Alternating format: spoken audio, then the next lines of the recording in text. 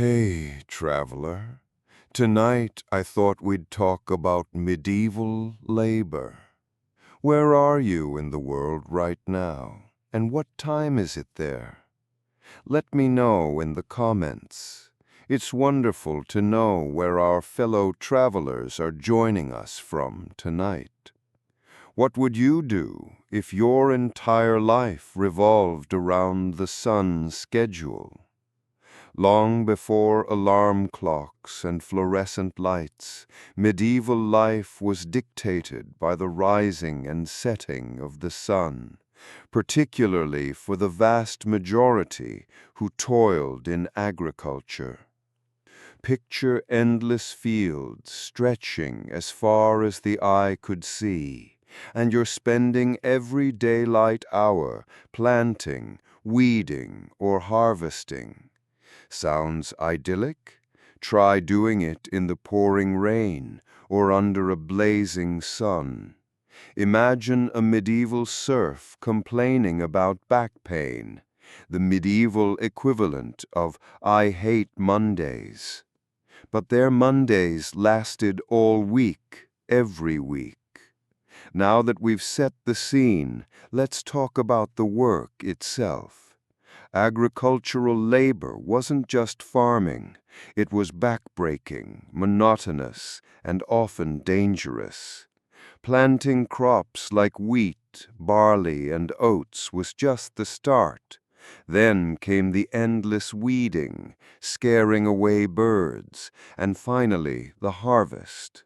All done with hand tools, no tractors, no combines. But medieval people developed some ingenuity. The heavy plow, drawn by oxen or horses, turned the tough soil of northern Europe, vastly increasing productivity and the workload. The difference was they didn't have the option of a different career path. Sure, it wasn't perfect, but when your alternative was starvation, back-breaking work suddenly looked brilliant. Key takeaway: medieval agriculture was a relentless battle against the elements and the clock. Speaking of relentless battles, imagine your social standing was fixed at birth. The feudal system was the backbone of medieval society, dictating who worked for whom.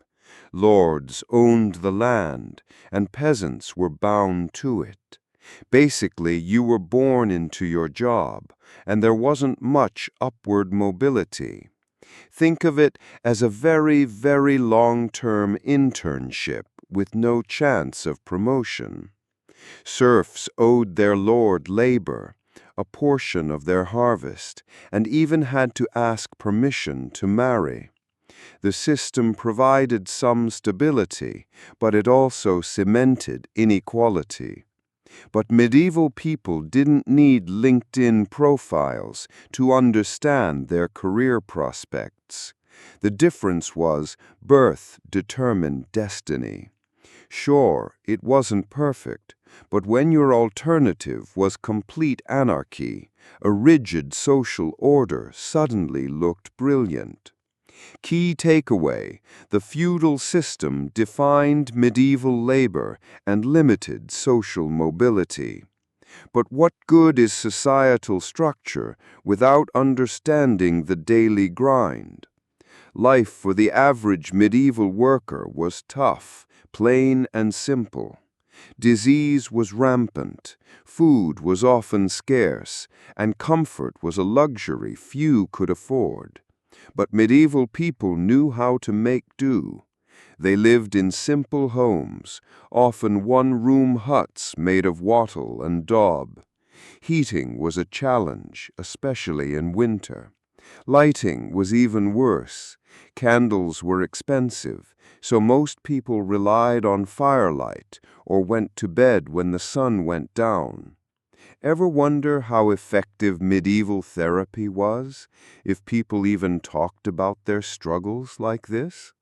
The difference was they didn't have the modern comforts we take for granted. Sure, it wasn't perfect, But when your alternative was raiding barbarian hordes, a simple life suddenly looked brilliant. Key takeaway: medieval daily life was a constant struggle for survival and basic comfort. Now that we've covered daily life, imagine the fear of famine constantly looming. Crop failures were common, and a bad harvest could mean starvation for entire communities. Medieval people didn't have grocery stores or food banks to fall back on. They relied on their own crops and what they could trade or barter for. Preserving food was a crucial skill. Methods included salting, smoking, pickling, and drying. These methods altered the taste and texture of food, but were essential for making it last through the winter. The difference was, preservation wasn't about flavor, it was about not dying. Sure, it wasn't perfect, but when your alternative was watching your family starve, salted meat suddenly looked brilliant. Key takeaway: medieval preservation wasn't about flavor, it was about not dying. Finally, let's talk about the fun stuff: recreation. Medieval peasants didn't have Netflix or video games. Their leisure activities were simple and often tied to the seasons. Festivals, feasts, and religious holidays provided opportunities for celebration and community bonding. Music, dancing, and storytelling were also popular forms of entertainment. And of course, there was always the local tavern, where people could gather to drink ale, gossip, and forget their troubles for a while. The difference was, their entertainment was often communal and participatory. Sure, it wasn't perfect, but when your alternative was complete isolation, a lively festival suddenly looked brilliant. Key takeaway: medieval recreation was simple, communal, and a welcome break from the daily grind. The night is deep, and perhaps sleep evades you. Let's journey together into the less savory corners of medieval life, a realm far removed from knights and castles, the world of waste. If you've ever complained about your job, prepare for a perspective shift. Picture this: a world without modern plumbing, where the disposal of human waste was a daily, unavoidable crisis.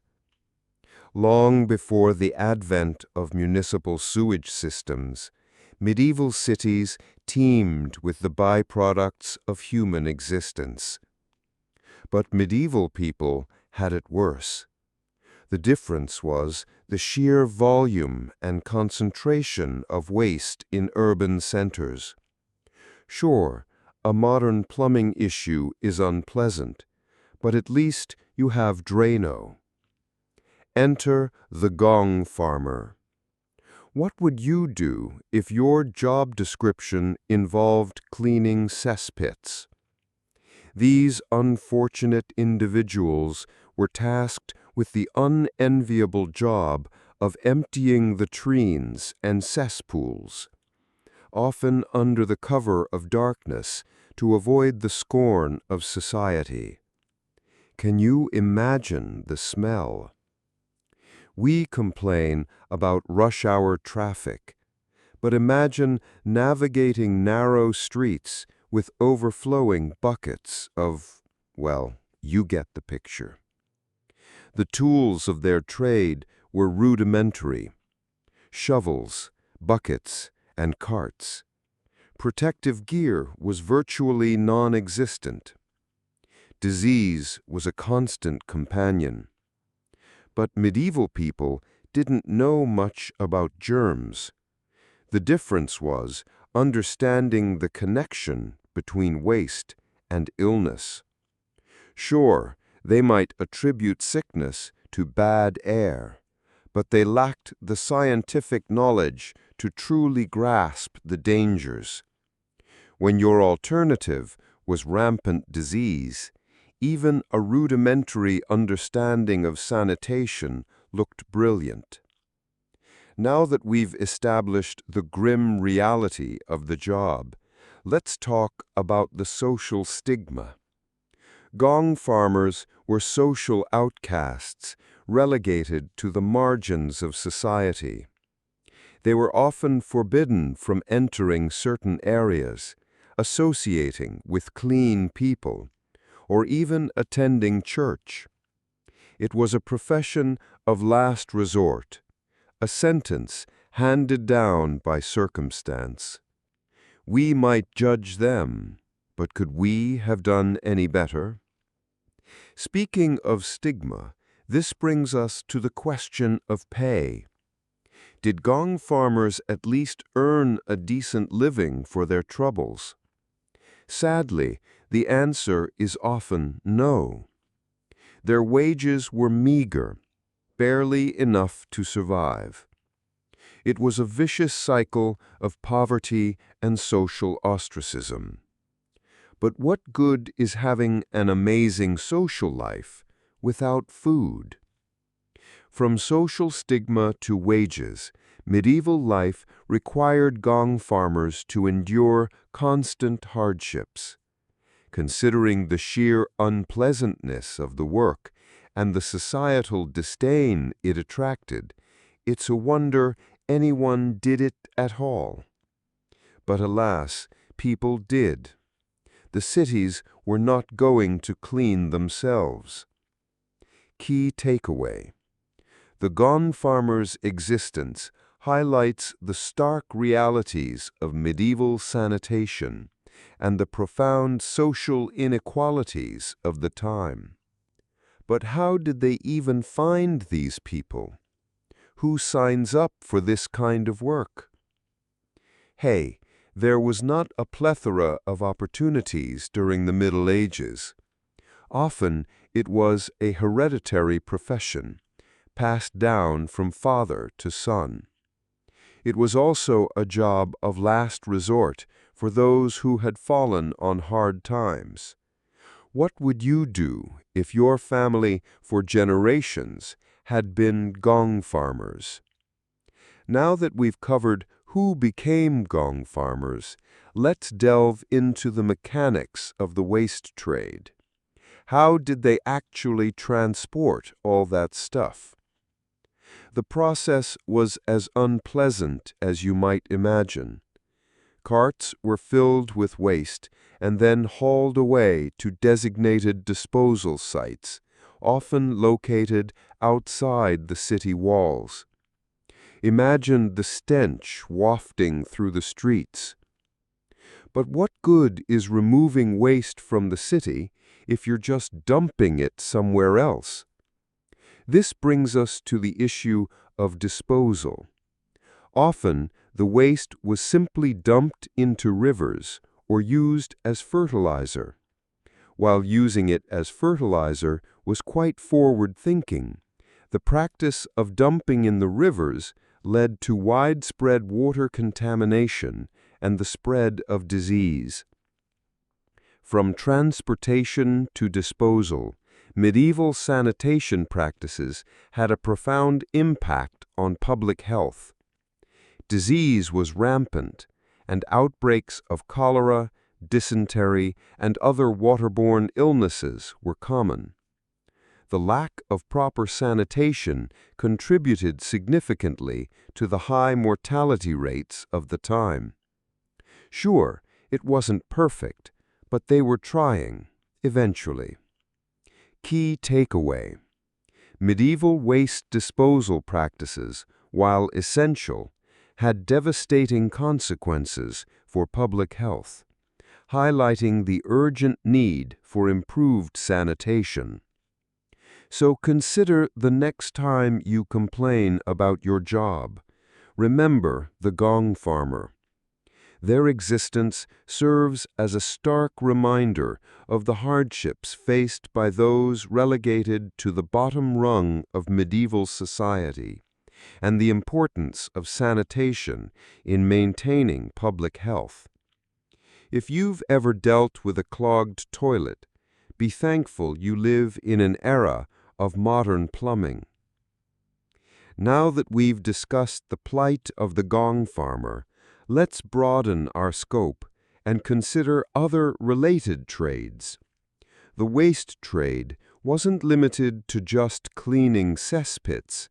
It encompassed a range of activities, from collecting street refuse to processing animal waste. There were even people who specialized in collecting and selling urine for use in textile production. Gross, right? But what good is specializing in urine? This is how important everything was back then. Urinal collectors were vital to textile trade. Urine was used in washing.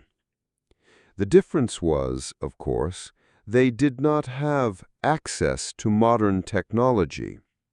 So what was awful became essential. From gong farmers to urinal collectors, medieval society relied on a network of individuals who dealt with the unpleasant realities of waste.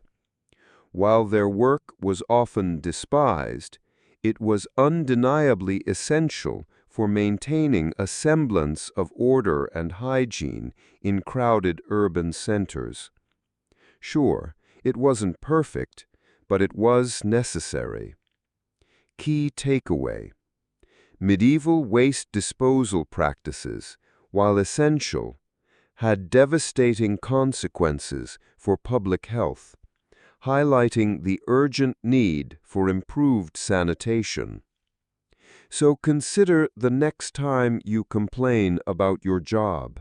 Remember the gong farmer. Their existence serves as a stark reminder of the hardships faced by those relegated to the bottom rung of medieval society, and the importance of sanitation in maintaining public health. If you've ever dealt with a clogged toilet, be thankful you live in an era of modern plumbing. Now that we've discussed the plight of the gong farmer, let's broaden our scope and consider other related trades. The waste trade wasn't limited to just cleaning cesspits. It encompassed a range of activities, from collecting street refuse to processing animal waste. There were even people who specialized in collecting and selling urine for use in textile production. Gross, right? But what good is specializing in urine? This is how important everything was back then. Urinal collectors were vital to textile trade. Urine was used in washing. The difference was, of course, they did not have access to modern technology. So what was awful became essential.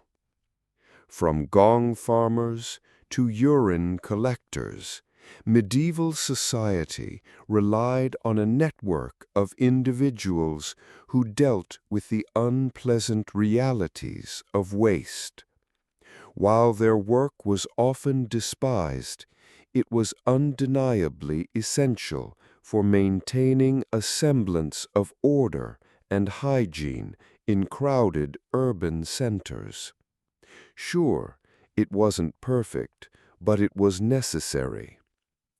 Key takeaway: the waste trade encompassed a variety of essential but undesirable professions that played a crucial role in medieval urban life.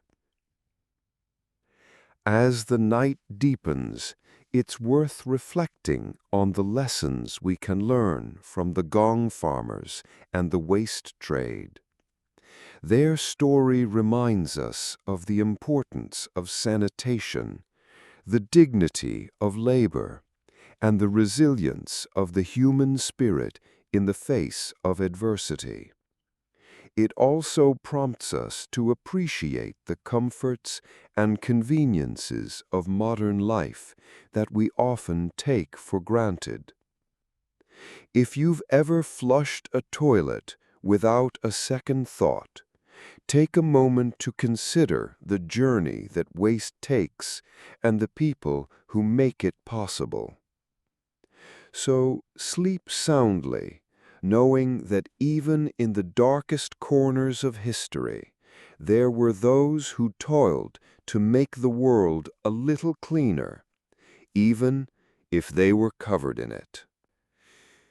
Beneath the blade, executioners, torturers, and the machinery of justice. Ever wonder about the people who carried out the sentences of medieval law? It wasn't exactly a popular career choice, but someone had to do it. Long before law firms and lengthy appeals processes, medieval justice relied on more direct methods. Imagine being the person tasked with wielding the axe. What a job! Executioners and torturers occupied a strange space in medieval society.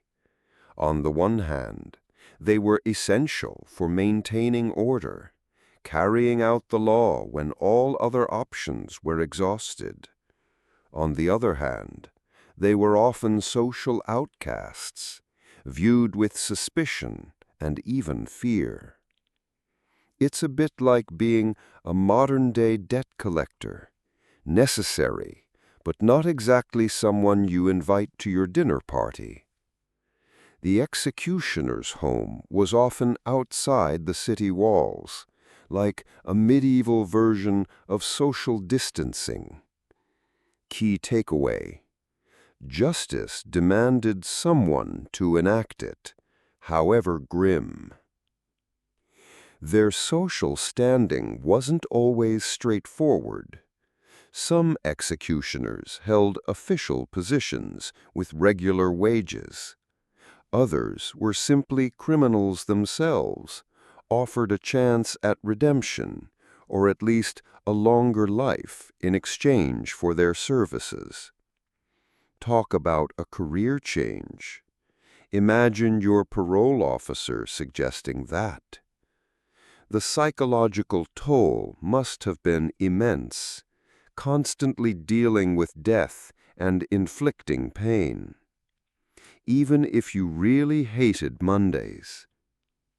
The methods of execution and torture in the Middle Ages were, shall we say, creative. Hanging was common, of course, but so were beheading, burning at the stake, drawing and quartering, and a variety of other gruesome techniques. Torture wasn't just about punishment. It was often used to extract confessions. The rack, the wheel, thumbscrews. These were the tools of the trade, designed to inflict maximum pain and terror. If you thought going to the dentist was bad, the rack, for example, stretched the victim's limbs until joints dislocated or even bones broke. Ouch! The wheel involved breaking the victim's bones with an iron bar and then leaving them to die on a wagon wheel. Double ouch! You might think modern HR departments are rough, but at least they don't have these in the supply cupboard. The screams, the suffering, it's almost impossible to imagine the horror. Key takeaway: medieval justice was often brutally physical. Speaking of suffering, ethical considerations were, well, let's just say they were different back then. Due process was not exactly a priority. The line between justice and vengeance could be blurred. The idea of human rights as we understand them today was a long way off.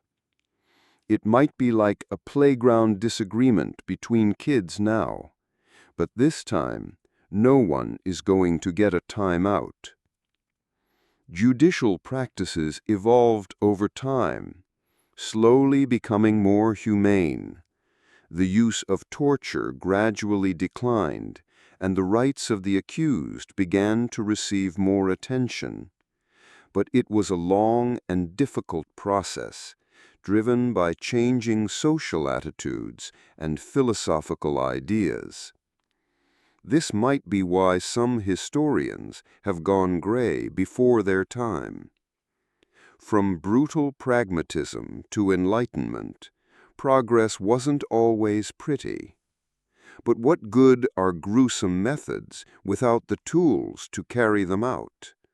The medieval armory dedicated to justice was a chilling collection of implements designed to inflict pain. The axe, of course, was a prominent symbol of authority, but it was just one tool in a much larger kit. It might be like a mechanic now and their tools, but the mechanic's tools don't chop your head off. Racks, wheels, thumbscrews, iron maidens, each device had its own unique way of causing agony. Some were designed for gradual, sustained torture, others for swift and decisive execution.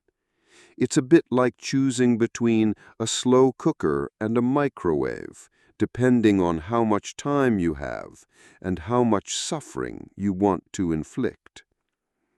The craftsmanship of these devices could be surprisingly sophisticated, a testament to the medieval capacity for both ingenuity and cruelty.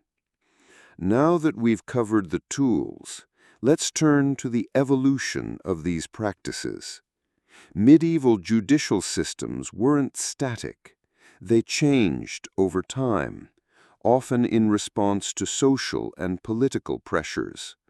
Think of the change like upgrading from a rusty old hammer to a slightly less rusty hammer, progress of a sort. The influence of the Church, the rise of legal scholarship, and the growing awareness of individual rights all played a role in shaping the evolution of judicial practices. Slowly, the focus shifted from simply punishing offenders to seeking justice and protecting the innocent. When you can't rely on forensic science, a lot of the time it's just educated guessing. Key takeaway: medieval justice evolved, albeit slowly, from raw power to something resembling fairness. The night whispers secrets, doesn't it? Sleeplessness grants a unique perspective, a quiet space to ponder the past. Tonight, let's delve into a world where medicine was a murky art, where the line between healing and harm blurred with every potion brewed. The world of the medieval apothecary. What if your local pharmacist also dabbled in, well, let's just say, unconventional remedies? Imagine needing a cure for a persistent cough, only to find the ingredients list includes nightshade and a pinch of arsenic. Welcome to the medieval apothecary, a figure as vital as they were potentially lethal. They were the pharmacists, doctors, and sometimes the accidental poisoners of their time. And just when you thought modern medicine was confusing, try deciphering a medieval prescription written in Latin shorthand. Now that we've set the stage, let's talk leeches. We all know leeches have some medical use now. They can help stimulate blood flow to areas, But the scale of leeching in the medieval ages was immense. If you've ever felt squeamish about donating blood, imagine collecting the leeches themselves. The leech collectors were a specialized and rather unpleasant group. Picture wading into murky ponds, legs bared, offering yourself as a buffet for these bloodsuckers. They were paid by the leeches. It was a job only slightly better than cleaning the chamber pots and infinitely less glamorous. One wonders how many leech collectors ended up needing a leeching of their own simply from the stress of it all. Key takeaway: medieval medicine. Sometimes the cure was worse than the disease, but at least it was memorable. Speaking of unpleasant tasks, let's venture further into the apothecary's world, the often dangerous world of ingredient collection. Long before the days of sterile labs and regulated pharmaceuticals, apothecaries relied on gathering their own supplies. This could involve foraging for herbs in potentially hazardous environments, braving snake-infested forests for rare roots, or even acquiring ingredients of a more, personal nature. You know how sometimes you find that one weird ingredient in a recipe that makes you question the chef's sanity? Medieval apothecaries operated on a whole other level of weird. And you thought finding organic kale was tough. But what good is a potent ingredient without the knowledge to use it? This brings us to the precarious position of the medieval apothecary, a figure often caught between science, superstition, and outright charlatanery. Many genuinely sought to heal, relying on the medical theories of the time. Others, well, let's just say their motives were less than pure.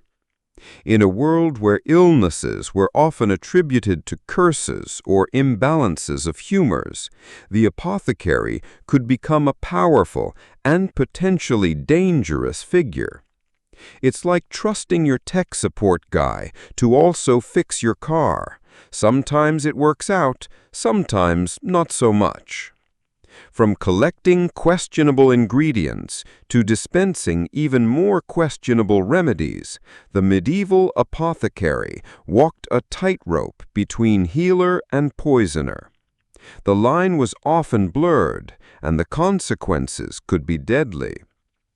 Now, the anxieties surrounding poison in the medieval period were very real.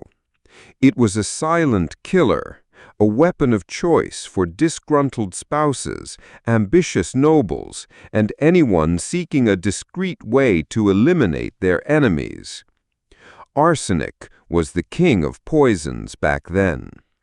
Imagine trying to navigate medieval politics when every cup of wine could be your last. Does this mead taste slightly metallic to you, Reginald? Key takeaway: medieval apothecaries, a reminder that sometimes the person trying to help you might just be the one you need to fear. Now that we've explored the dark side of the apothecary, let's turn to the legal ramifications of poisoning. Accusations of poisoning were surprisingly common in medieval Europe, and the consequences could be severe. If someone was accused, they were tortured to see if they told the truth or not. Suspects faced interrogation, trial, and, if found guilty, often execution. The methods of proving poisoning were, shall we say, less than scientific. Often, accusations were based on circumstantial evidence, rumor, or simply the victim's dramatic death. Think of it as medieval courtroom drama, but with significantly less due process and a much higher chance of someone being burned at the stake. Speaking of inaccurate medical practices, medieval medicine was, to put it mildly, a mixed bag. Superstition, folklore, and religious beliefs often intertwined with genuine attempts at healing. Bloodletting was a universal cure. Forget WebMD. Medieval folks consulted astrologers, dream interpreters, and local wise women for medical advice. It's like diagnosing your illness based on your horoscope, entertaining perhaps, but not exactly reliable. But medieval people didn't have the internet. Their information came from what they knew. Key takeaway: medieval justice, swift, brutal, and not always particularly accurate. But what about those individuals who were falsely accused? How many innocent people suffered the consequences of fear, suspicion, and ignorance? It's a sobering thought, isn't it? In a world where knowledge was limited and paranoia was rampant, justice could be a cruel mistress. So next time you complain about a long wait at the doctor's office, remember the medieval apothecary, a figure who, for better or worse, shaped the course of medicine and left a lasting, if somewhat unsettling legacy. And perhaps spare a thought for those who couldn't sleep, haunted by the fear of what might be lurking in their next cup of tea.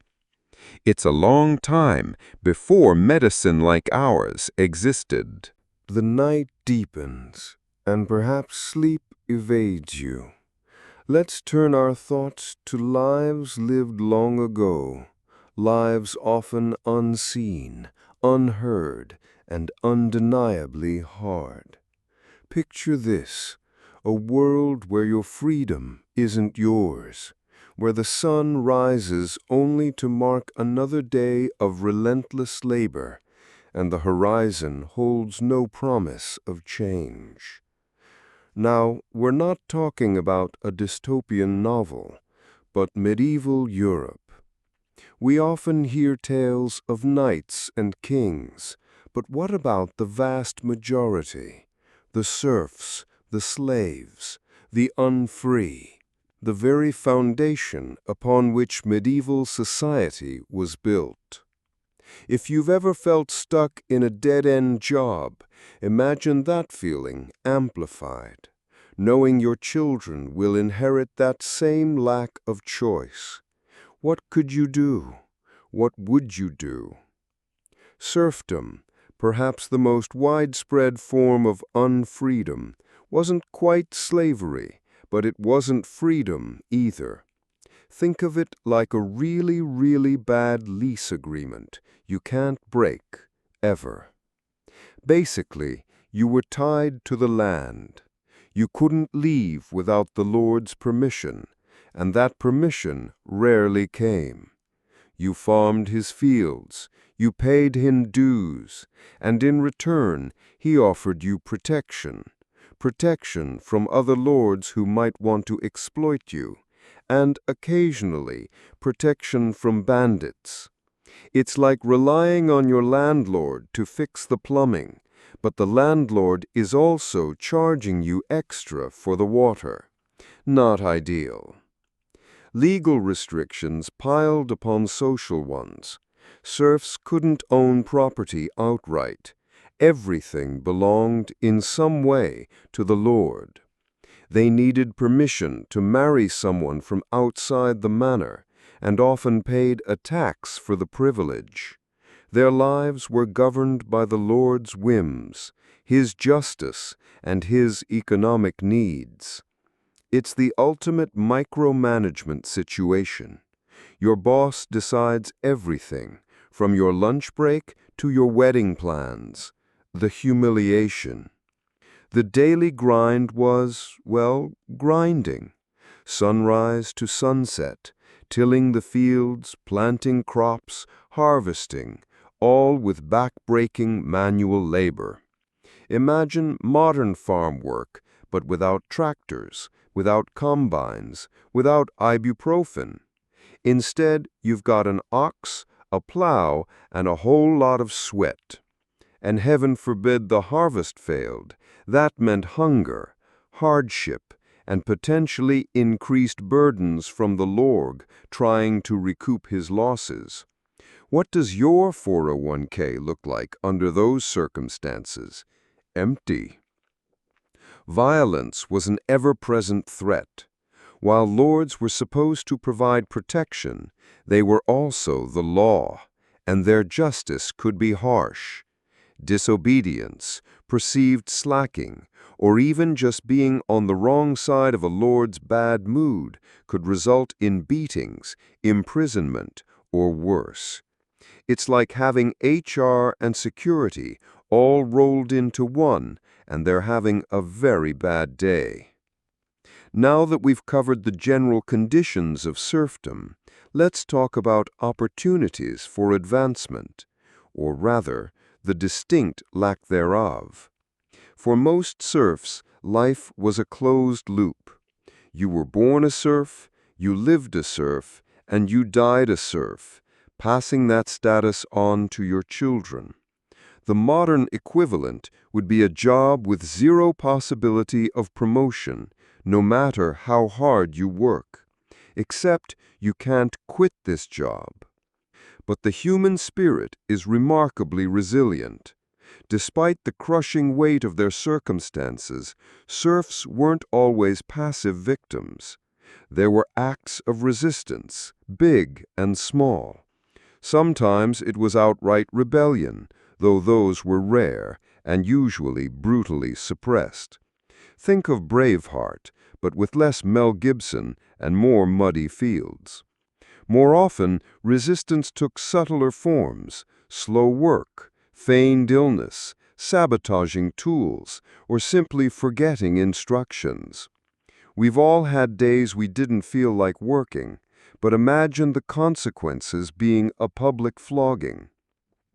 And then there were those who found ways to buy their freedom, often through years of saving or through some extraordinary service. These were the lucky few, the exceptions that proved the rule. It's like winning the lottery, a cause for celebration, but not exactly a reliable retirement plan. It was difficult, but not always impossible. Key takeaway: serfdom was a life of unrelenting toil, limited freedom, and constant vulnerability. Yet even within that system, the human spirit found ways to endure and occasionally to break free. Speaking of breaking free, this brings us to slavery. Now, medieval slavery wasn't quite the same as the chattel slavery practiced in the Americas, but it was still a brutal and dehumanizing system. If you've ever felt like you're owned by your job, imagine that feeling becoming horrifyingly literal. Medieval slavery existed in various forms, often targeting captives taken in war or raids, or people sold into servitude to pay off debts. Think of it as the medieval equivalent of predatory lending, but with a much more permanent and devastating outcome. The Islamic world also heavily participated in slavery, and the treatment of slaves varied greatly. The legal status of slaves was even lower than that of serfs. They were considered property, pure and simple, with no rights whatsoever. A lord could buy, sell, trade, or even kill his slaves without legal repercussions. It's like owning a particularly unpleasant pet rock, except the pet rock can feel pain and desperation. The work assigned to slaves was often the most dangerous and degrading: mining, galley service, or domestic servitude. Imagine the worst job you can think of, then imagine doing it under constant threat of violence and with no hope of escape. That was the reality for countless medieval slaves, the silent suffering of the bonded. But what good is power without nuance? Even within the brutal system of slavery, there were variations in treatment and opportunities. Some slaves were entrusted with positions of responsibility, such as managing households or overseeing other slaves. These positions offered a degree of autonomy and status, but they didn't change the fundamental fact of their enslavement. It's like being the foreman of a chain gang. You're still in chains. And just like serfs, slaves sometimes found ways to resist. Escape was a constant dream, though the odds were stacked against them. Rebellions, though rare, did occur, and the fear of slave uprisings was a constant undercurrent in slave-holding societies. It's the ultimate underdog story, but with far higher stakes than a good feel movie. From slavery to serfdom, medieval life was a daily struggle for survival and dignity for millions. What does it say about our world when we don't learn about these struggles? Key takeaway: medieval slavery was a dehumanizing system that stripped individuals of all rights and autonomy. But even within that darkness, the human spirit flickered with hope, resistance, and a desperate longing for freedom. Echoes of medieval toil, lessons from the past for a modern world. If you've ever complained about your job, spare a thought for the medievals. Their work wasn't just hard, it was often downright horrifying. But from the depths of their struggles, we can glean a renewed appreciation for the comforts and rights we often take for granted. Now that we've peered into the past, let's ponder the enduring legacy of medieval labor and its relevance to our contemporary world. Consider sanitation work. Today, we have advanced sewage systems and waste management. But medieval people? They had gong farmers. Gong farmers, you ask? Yes, these brave souls were tasked with cleaning out latrines.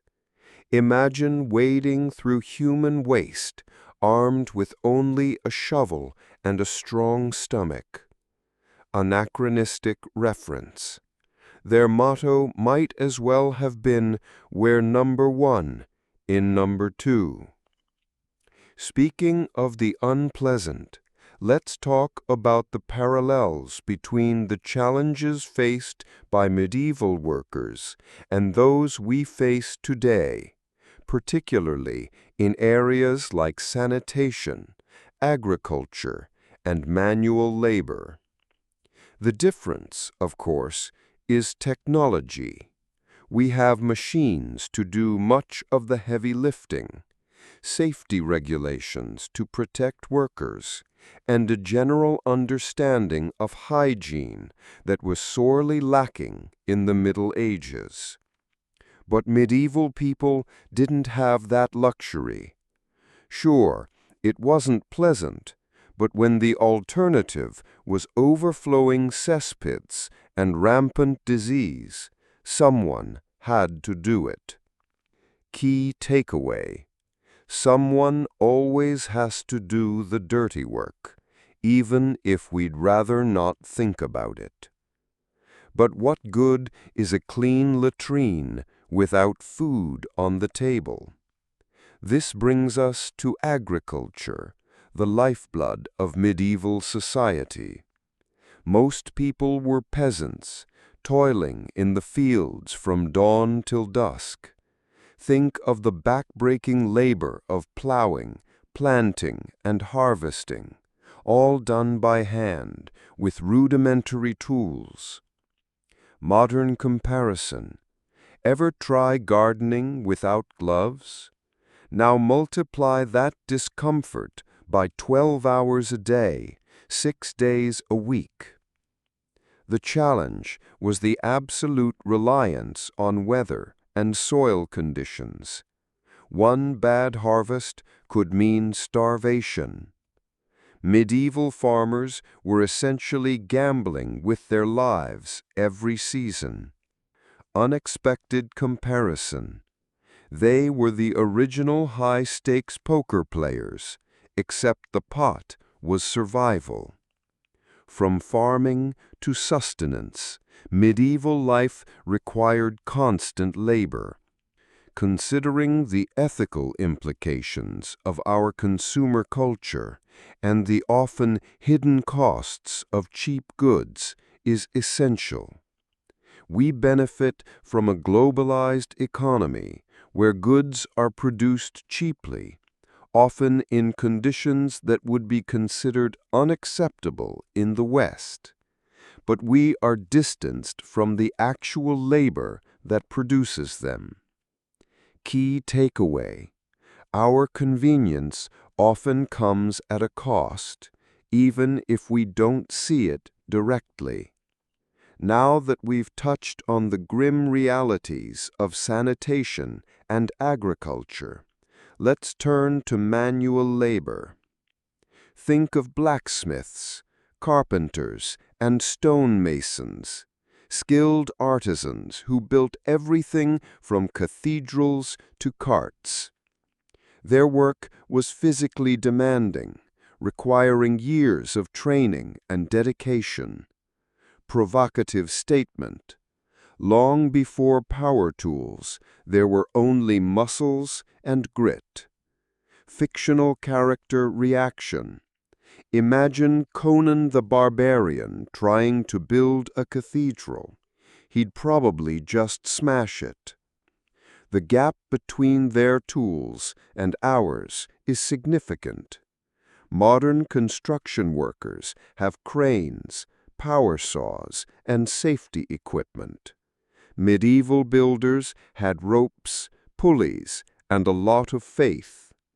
Sure, it wasn't fast or efficient, but when your alternative was living in a mud hut, a sturdy stone building was a marvel. Speaking of manual labor, this brings us to the enduring human spirit and the importance of appreciating the value of all labor. Every job, no matter how menial, contributes to society. From the sanitation worker to the CEO, everyone deserves respect and fair treatment. But what good is contemplation without action? Long before fair labor laws, there was only custom and tradition, and often exploitation. We have a responsibility to ensure that workers are treated with dignity and that they receive a fair wage for their labor. Sure, it wasn't perfect in the Middle Ages, but we can learn from their mistakes and strive for a more just and equitable world today. Key takeaway: all labor has value, and all workers deserve respect and fair treatment. As our quiet journey through the echoes of medieval toil comes to an end, I hope you find a renewed sense of appreciation for the comforts we enjoy today. And I hope you have learned about the struggles of those who came before us.